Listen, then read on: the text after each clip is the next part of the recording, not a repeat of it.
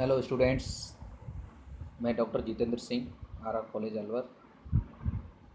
आज मेरा टॉपिक है function and limit of complex variable. ये बीएससी थर्ड ईयर का टॉपिक है, कॉम्प्लेक्स एनालिसिस का, जिसकी आउटलाइंस आज हम इस वीडियो के माध्यम से बताने वाले हैं। इसमें से फर्स्ट है आपका फंक्शन ऑफ कॉम्प्लेक्स वेरिएबल क्या होता है, real and imaginary parts of function of complex variable क्या होते हैं, limit of complex valued function की क्या होती है। तो ये आप 3 टॉपिकों के बारे में इस वीडियो में आप समझेंगे। इसमें आपका पहला टॉपिक है function of complex variable. Function, जैसा कि आप जानते हैं कि डेफिनेशन से क्लियर हो रहा है, फंक्शन ऑफ कॉम्प्लेक्स वेरिएबल एक फंक्शन है जो कि कॉम्प्लेक्स वेरिएबल का है। तो इसको डिफाइन करने के लिए हम एक सेट लेते हैं। सपोज कीजिए एस, मान लीजिए नॉन एम्प्टी सब सेट है, ये एस का एक सबसेट, और फंक्शन एस से सी में, सी आपका कॉम्प्लेक्स सेट है। यहाँ पर यूनिवर्सल सेट भी कहलाता है, जिसका जो वेरिएबल है आपका z equal to x plus iota y, जो कॉम्प्लेक्स वेरिएबल कहलाता है। यहाँ पर किसी भी फंक्शन को, कॉम्प्लेक्स वेरिएबल के जो फंक्शन है उसको हम w equal to f z के रूप में व्यक्त करते हैं। कोई भी z का यदि कोई फंक्शन है तो वो फंक्शन ऑफ कॉम्प्लेक्स वेरिएबल कहलाएगा, जिसे हम w भी कह सकते हैं। w equal to f z equal to, यदि u और v के रूप में यदि हम कंसीडर करते हैं w प्लेन के अंतर्गत, तो u प्लस आयोटा v के रूप में भी आप इसको कंसीडर कर सकते हैं। जैसा कि आप डायग्राम के माध्यम से समझ पा रहे हैं, ये z प्लेन है आपका, ये w प्लेन है। यदि z प्लेन में आपके कॉम्प्लेक्स वेरिएबल मान लीजिए x प्लस आयोटा वाई हैं, तो w प्लेन में ये u प्लस आयोटा v के रूप में कन्वर्ट हो जाएंगे। z कोई फंक्शन है डोमेन का, तो एफ जेड इसमें कंसीडर करेगा उसका कॉम्प्लेक्स वेरिएबल का फंक्शन। तो यहाँ पर जब कॉम्प्लेक्स वेरिएबल का जो फंक्शन कंसीडर करेंगे तो ये आपका w प्लेन के अंतर्गत आएगा, जो कि w equal to f z के रूप में निकल के आएगा। तो आप देख रहे होंगे कि आपका जो डायग्राम है आपका, यहाँ पर z समतल है आपका, ये w समतल है। एक दूसरे में हम रूपांतरण भी आगे पढ़ेंगे, बहुत सारे टॉपिक्स आएंगे आपके इसमें कि z समतल से w समतल में हम रूपांतरण भी आप इसका अध्ययन करेंगे। तो अभी हम सिर्फ इतना जानना चाहते हैं कि फंक्शन ऑफ कॉम्प्लेक्स वेरिएबल का क्या होता है। यदि ये z के रूप में आता है, z के रूप में आता है, तो यहाँ पर u प्लस आयोटा v के रूप में भी कंसीडर कर सकते हैं, क्योंकि z एक्स वाई का फलन है और u और v किसके फलन हो जाएंगे, आपके एक्स वाई के फलन हो जाएंगे। तो इस प्रकार आप इसको डिफाइन कर सकते हैं। तो यहाँ पर कुछ एग्जांपल्स हैं आपके। यहाँ पर देखिए, फर्स्ट में आपका फंक्शन पावर फंक्शन है आपका f z equal to z की पावर n, इसको हम डिफाइन कर सकते हैं। ये कॉम्प्लेक्स वेरिएबल फंक्शन है आपका। ये इनवर्स फंक्शन है आपका f z equal to 1/z। Exponential function है आपका f z equal to e की पावर 2z, ई की पावर z, इस टाइप के फंक्शन निकल के आएंगे। ये आपका w equal to z square के रूप में है। इस डोमेन में ये इसका क्लोज यूनिट डिस्क बनाएगा, जो बेसिक कंसेप्ट हैं आपके। इसी प्रकार ट्रिग्नोमेट्रिक जो फंक्शन है आपका sine z, cos z, tan z, इस टाइप के बहुत सारे फंक्शन हैं कॉम्प्लेक्स वेरिएबल के रूप में। ये एग्जाम्पल के रूप में, ये बहुपद के रूप में आपका कंसीडर कर सकते हैं, सीरीज के रूप में निकल के आएगा, तो ये आपका फंक्शन कंसीडर कर सकते हैं। तो ये एफ जेड के रूप में आपका निकाल सकते हैं। तो इसके आधार पर हम कंसीडर कर सकते हैं कि कोई भी फंक्शन है आपका, वो कॉम्प्लेक्स वेरिएबल का किस आधार पर होगा। तो इसको जानने के लिए आप इसके आधार पर कंसीडर कर सकते हैं कि यहाँ पर बहुत सारे फंक्शन दे रखे हैं, वो कॉम्प्लेक्स वेरिएबल के होने चाहिए। या जेड, मान लीजिए इसका जेड प्लेन और डब्लू समतल जो है आपका, जेड समतल और डब्लू समतल, दोनों आप एक दूसरे के एक्सचेंज भी कर सकते हैं। तो यहाँ पर जेड आपका एक डोमेन का एलिमेंट है, डब्लू इसका कोडोमेन का एलिमेंट है। तो इस प्रकार आप इसको कंसीडर कर सकते हैं। इसी प्रकार यदि इस कॉम्प्लेक्स वैल्यूड फंक्शन है आपका, तो इसके रियल पार्ट और इमेजिनरी पार्ट भी हम कंसीडर कर सकते हैं। कि ये आपने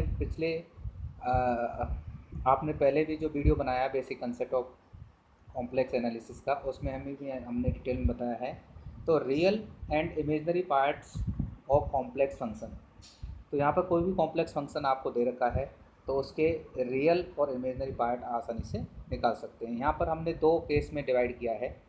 तो पहला केस है इसमें कि if complex number as a Cartesian form. आप जानते हैं कि ये डायग्राम आप देख रहे हैं कि यहाँ पर एक पी पॉइंट है जेड का, यदि ये एक्स वाई के रूप में है तो कार्टेशियन कोऑर्डिनेट के रूप में होगा, यदि आर थीटा के रूप में है तो पोलर फॉर्म में होगा। तो यहाँ पर इस आधार को लेते हुए आधार लेते हुए हमने दो भागों में डिवाइड किया है। पहला है आपका कि if complex number as a Cartesian form, यानी z equal to x plus iota b के रूप में आपको कोई कॉम्प्लेक्स फंक्शन दे रखा है या कॉम्प्लेक्स वेरिएबल दे रखा है, तो इसको हम रियल और इमेजनरी पार्ट में कैसे कन्वर्ट करते हैं। तो इसके लिए आप देखिए कि if complex number as a polar form x y then the complex function f z can be express एच। तो यहाँ पर देखिए एफ जेड को हम कैसे कंसीडर कर सकते हैं, यू प्लस आयोटा बी के रूप में कंसीडर कर सकते हैं। तो यहाँ पर u इसका एक रियल पार्ट है, जिस प्रकार आप देखते हैं कि z इक्वल टू मान लीजिए x प्लस आयोटा वाई, जो बेसिक कंसेप्ट है उसमें आपने देखा होगा कि z इक्वल टू मान लीजिए आपका z equal to x plus iota y है, तो x इसका रियल पार्ट होता है और y इसका इमेजनरी पार्ट होता है। जिस रियल एक्सिस पर जो x का मान होगा आपका कंसीडर, इसको r cos थीटा के रूप में पोलर फॉर्म में कंसीडर कर सकते हैं। इसी प्रकार y एक्सिस पर इसकी जो वैल्यूज होगी आपकी वो y equal to r sine theta के रूप में कंसीडर कर सकते हैं। तो यहाँ पर हम f z equal to u plus iota b के रूप में कंसीडर करेंगे। तो यहाँ पर u और b डब्लू समतल के फंक्शन हैं, जो u एक्सिस यहाँ पर जैसे z एक डोमेन का एलिमेंट था z, तो यहाँ पर x और y एक्सिस थे। तो यदि डब्लू समतल की बात करते हैं तो डब्लू समतल में u और v एक्सिस के रूप में निकल के आएंगे। तो यहाँ पर u इसका रियल पार्ट है और v इसका इमेजनरी पार्ट है। तो इन दोनों को रियल पार्ट और इमेजनरी पार्ट में कंसीडर कर सकते हैं। एग्जाम्पल के माध्यम से समझ सकते हैं कि सपोज कीजिए f z equal to z square कोई फंक्शन है आपका, तो यहाँ पर एफ जेड को हम कैसे लिख सकते हैं, u प्लस आयोटा बी। तो ये किसके फंक्शन है, आपके एक्स वाई के रूप में है। तो यहाँ पर देखिए एक्स वाई के रूप में कार्टेशियन फॉर्म के रूप में है, तो यहाँ पर भी u और v कार्टेशियन फॉर्म के रूप में लेना होगा। तो यहाँ पर इसको हम कंसीडर करेंगे। तो यहाँ पर देखिए जेड स्क्वायर है, तो जेड स्क्वायर को यदि हम जेड के स्थान पर एक्स प्लस आयोटा वाई लिखते हैं तो यहाँ पर ये इक्वेशन निकल के आता है आपका, इस टाइप की कंडीशन निकल के आती है, जिसको हमने रियल और इमेजनरी पार्ट में डिवाइड किया है। तो यहाँ पर x square minus y square इसका एक रियल पार्ट है और 2xy इसका इमेजनरी पार्ट है। तो यहाँ पर इसको हम रियल पार्ट और इमेजनरी पार्ट में आप आसानी से कंसीडर कर सकते हैं। Real part of F Z जो कि यू एक्स वाई कहलाता है, इसका मान होगा आपका x square minus y square, और इसका इमेजनरी पार्ट होगा वी एक्स वाई, यानी 2xy के रूप में आप कंसीडर कर सकते हैं। तो यहाँ पर u और v जो निकलेंगे वो आर स्क्वायर से r में एक रियल वैल्यूड फंक्शन होंगे, जो कि real valued function x y पर डिपेंड करेंगे। यदि कार्टेशियन कोऑर्डिनेट के अंतर्गत ले रहे हैं तो एक्स वाई पर डिपेंड करेंगे, और यदि पोलर कोऑर्डिनेट के रूप में ले रहे हैं तो पोलर, ये नेक्स्ट आपका जो सेकंड केस है उसमें हम बताएंगे। तो सेकंड केस क्या है आपका, if complex number as a polar form. Polar form आप जानते ही हैं कि डायग्राम से भी आप समझ सकते हैं कि यहाँ पर f वहाँ पर एक्स वाई के रूप में था, अब यहाँ पर क्या हो जाएगा, आर थीटा के रूप में हो जाएगा। तो यहाँ पर f complex number as a polar form then complex function can be written as f r theta equal to u r theta plus iota p r theta. तो यहाँ पर u और v किसके फंक्शन होंगे, आपके r और theta के function हो जाएंगे। यदि कार्टेशियन कोऑर्डिनेट में है तो आपके किसके हो जाएंगे, आपके एक्स वाई के रूप में हो जाएंगे। तो यहाँ पर ये फंक्शन जो कॉम्प्लेक्स फंक्शन है आपका, तो यहाँ पर एफ जेड वेरिएबल है, यदि आपका z equal to x plus iota y है तो एक्स वाई का फलन होगा, यदि ये आर थीटा में है तो आर थीटा के रूप में कंसीडर कर सकते हैं। तो ये जो फंक्शन है आपका, ये आर थीटा में कन्वर्ट कर सकते हैं। तो यहाँ पर देखिए एग्जाम्पल के माध्यम से इसको समझिए कि एग्जाम्पल दे रखा है, सपोज कीजिए f z equal to z q दे रखा है। अब जेड हम जानते हैं कि यदि ये कंडीशन, ये आर थीटा, देखिए यहाँ पर ये एक्स एक्सिस है, ये वाई एक्सिस है, और ये रेडियस वेक्टर है आपका, इसकी वैल्यू ओ से पी की जो दूरी है आपकी डिस्टेंस आर है। तो यहाँ से हम इसको कंसीडर करेंगे। तो यहाँ पर देखिए ये जो डिस्टेंस है आपकी एक्स आर कॉस थीटा के बराबर है, और ये वाली डिस्टेंस है आपकी y equal to r sine theta के बराबर है। तो ये वैल्यूज अगर हम इसमें पुट करते हैं तो यहाँ से देखिए x का मान हम जानते हैं कि z equal to x plus iota by होता है। तो यहाँ पर r x के स्थान पर r cos थीटा और y के स्थान पर r sin थीटा यदि हम रखते हैं तो यहाँ पर देखिए z के स्थान पर हमने रख दिया r cos theta plus iota sine theta. तो यहाँ पर ये कंसीडर करेंगे आप, इसके आधार पर हम कंसीडर कर सकते हैं। तो ये आपका आर की वैल्यू है। यदि हम इसका क्यू लेंगे तो यहाँ पर देखिए r q cos theta plus iota sine theta के रूप में निकल के आ जाएगा। तो इस प्रकार आप इसको कंसीडर कर सकते हैं। तो यहाँ पर आप देखेंगे कि यहाँ पर r q cos theta plus iota sine theta का क्यू, तो यहाँ पर ये बाइमर में अगर हम अप्लाई करना चाहते हैं तो r q cos three theta plus iota sine three theta. तो यदि हम इसको कंसीडर करेंगे तो रियल और इमेजिनरी पार्ट में यदि हम डिवाइड करते हैं, यदि इससे कंपैरिजन करते हैं इस वाले फंक्शन से, तो हमें क्या निकल के आएगा, u r theta equal to r q cos three theta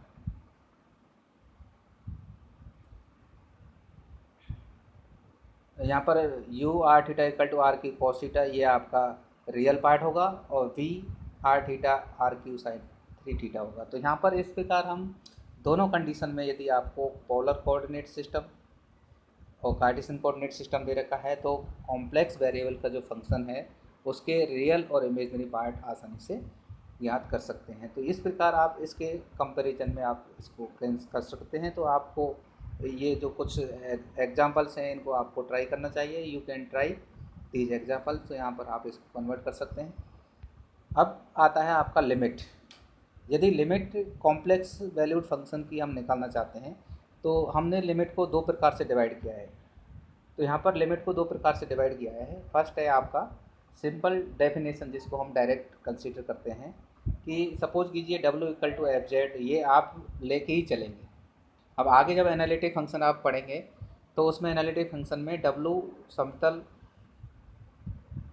और z समतल के अंतर्गत जो रिलेशन होता है आपका, उसको हम कंसीडर कर सकते हैं। तो यहाँ पर देखिए w equal to f z एक कॉम्प्लेक्स वैल्यूड फंक्शन है जो कि कॉम्प्लेक्स वेरिएबल पर डिफाइंड है और ये किसी नेबरहुड में डिफाइंड है। यहाँ पर किसी भी फंक्शन को हम कंसीडर करेंगे तो इसका ये डोमेन होगा आपका, इसका नेबरहुड के रूप में होगा। तो then a complex number w0 is called the limit of the function f z at z0 if this condition satisfied. तो यदि ये कंडीशन सेटिस्फाई हो जाती है then we say that the function की जो लिमिट होगी आपकी एफ जेड की वो w0 के बराबर होगी, यदि z टेंस टू z0। तो यहाँ पर आप इसको कंसीडर कर सकते हैं डायरेक्ट आधार पर। और दूसरी डेफिनेशन है आपकी epsilon del definition. Epsilon del definition for limit of a complex valued function क्या होती है उसको हम आसानी से हम ज्ञात कर सकते हैं। ये ज़्यादातर पूछी जाती है आपके एग्जामों में कि यहाँ पर कोई भी फंक्शन एफ जेड लेंगे, ये कॉम्प्लेक्स वैल्यूड फंक्शन होगा और इसका जो डोमेन होगा वो इसका डी मान लीजिए, इसका कोई नेबरहुड है आपका, ये कॉम्प्लेक्स नंबर का सबसेट होगा और z0 इसमें बिलोंग करेगा। तो a complex number w0 is said to be the limit of function f at z0 if all epsilon greater than 0। यानी आप तो देखिए एप्सिलॉन ग्रेटर 0 होगा तो there exist another positive number, smallest number है आपका। ये ध्यान रखना है कि ये मेन एप्सिलॉन में एप्सिलॉन और डेल मैंने आपके दोनों ही स्मॉल पॉजिटिव नंबर हैं। इसको आप कह सकते हैं कि स्मॉलेस्ट पॉजिटिव नंबर क्या हो गया, 0.0000, आप कितना भी लेते जाइए आप उसके लास्ट में रख दीजिए 1। दिस मीन्स ये 0 नहीं है परंतु लगभग 0 के बराबर होगा। तो ये दोनों ही इसके आधार पर हैं। तो यहाँ पर देखिए epsilon greater than 0 there exist a positive real number del such that तो ये कंडीशन आपकी सेटिस्फाई होनी चाहिए कि z माइनस z0 ये क्या है आपका नेबरहुड है। तो इसका जो नेबरहुड है इसके अंतर्गत यदि कोई पॉइंट लेते हैं तो ये इस एप्सिलॉन का नेबरहुड निकल आना चाहिए। तो ये कंडीशन सेटिस्फाई होनी चाहिए। तो यदि ये कंडीशन सेटिस्फाई है तो आप इस डायग्राम के माध्यम से समझ सकते हैं कि ये z समतल है आपका, ये मान लीजिए w समतल है। यहाँ पर देखिए इसका नेबरहुड क्या हो जाएगा आपका, ये जो सर्किल आपको दिखाई दे रहा है वो z minus z0 less than del के रूप में निकल के आएगा। ये z समतल में है आपका डोमेन तो इसकी जो रेंज है आपका, ये नेबरहुड होगा आपका, इसमें जितने भी पॉइंट्स होंगे उसके उसके प्रतिवेश में होंगे। तो यहाँ पर अब नेक्स्ट चलिए, ये फंक्शन यदि हम डिफाइन करते हैं तो ये W समतल है आपका। यहाँ पर देखिए ये जो इसकी रेडियस है आपकी, वो क्या होगी आपकी एप्सिलॉन, ये इसका नेबरहुड होगा। तो यहाँ पर हम इसको डिफाइन कर सकते हैं कि F Z minus W0 is the centre of this circle. इसका जो प्रतिवेश होगा आपका, ये जिसके अंदर जितने भी पॉइंट्स होंगे इसके प्रतिवेश में होंगे तो उस पर ये डिफाइंड होगा। तो ये इस टाइप की कंडीशन यदि डिफाइंड हो जाती है, इस टाइप की कंडीशन सेटिस्फाई हो जाती है, तो then we say that this is epsilon del definition of limit for complex valued function. तो यहाँ पर इस प्रकार आप इसको हम कंसीडर कर सकते हैं। तो यहाँ पर हमें लिमिट के आधार पर हम किसी भी वैल्यू को, यदि कोई एग्जाम्पल के माध्यम से यदि हम समझना चाहते हैं कि यदि मान लीजिए z टेंस टू Z0 पर लिमिट हमें निकालनी है, तो उसके आधार पर हम उसको आसानी से निकाल सकते हैं। इसी प्रकार यहाँ पर कुछ एग्जाम्पल्स हैं, जैसे मान लीजिए कांस्टेंट है आपका कि z टेंस टू Z0 पर आपकी लिमिट मान लीजिए फंक्शन की W1 है, और z टेंस टू Z0 पर gz यानी अनदर फंक्शन आपका gz है, उसकी W2 है। तो यहाँ पर आप आसानी से निकाल सकते हैं कि z टेंस टू Z0, तो यहाँ पर देखिए लैम्बडा कांस्टेंट है, ये भी कॉम्प्लेक्स नंबर का पार्ट होगा। तो यहाँ पर लैम्बडा कांस्टेंट है तो लैम्बडा W1 हो जाएगा। इसी प्रकार आप z tends to Z0 f z plus minus यदि इस कंडीशन को लेते हैं तो ये कंडीशन इसमें डिफाइंड हो जाएंगी। तो यहाँ पर आप देखेंगे कि इसके आधार पर जितने भी फंक्शन हैं, उसमें प्रोडक्ट हो या डिवीज़न हो, डिवीज़न का भी आप कंसीडर कर सकते हैं, तो लिमिट के आधार पर आप इसको कंसीडर कर सकते हैं। तो ये आपका जो मेन पॉइंट है, आपका बेसिक कंसेप्ट है आपके, कि आपकी टोपोलॉजिकल जो कंसेप्ट हैं, टोपोलॉजिकल कंसेप्ट का एक मैंने अलग से आपको वीडियो बनाया है, उसमें आपके इस टाइप की कंडीशन, इस टाइप के set, open set, close set, open disc, close disc, तो ये इस टाइप के कंसेप्ट उसमें विस्तार से बताए गए हैं। तो कृपया उसको ज़रूर देख लें, क्योंकि इस टाइप की कंडीशन आपको समझने के लिए हमें बेसिक कंसेप्ट का नॉलेज होना आवश्यक है। यदि बेसिक कंसेप्ट क्लियर नहीं होंगे तो आप आगे नहीं बढ़ सकते हैं। तो आप एनालिटिक फंक्शन यदि आप पढ़ते हैं तो एनालिटिक फंक्शन से पहले आप बेसिक कंसेप्ट और उसके टोपोलॉजिकल कंसेप्ट आपके जो कॉम्प्लेक्स नंबर के हैं वो आप ज़रूर देखें। इसके लिए हमने अलग से वीडियो बनाया हुआ है, जो कि आप मैथमेटिकल कॉलेज मैथमेटिक्स क्लासेस के नाम से जो यूट्यूब चैनल है उसको आप देख सकते हैं। यदि अलग से मैथमेटिक्स के वीडियो देखना चाहते हैं तो आप उसको डिटेल में, वहाँ पर आपको सभी तरह के वीडियो मिल जाएंगे, आपके सारे टॉपिक वाइज वीडियो मिल जाएंगे आप, यदि आप उनको देखना चाहते हैं।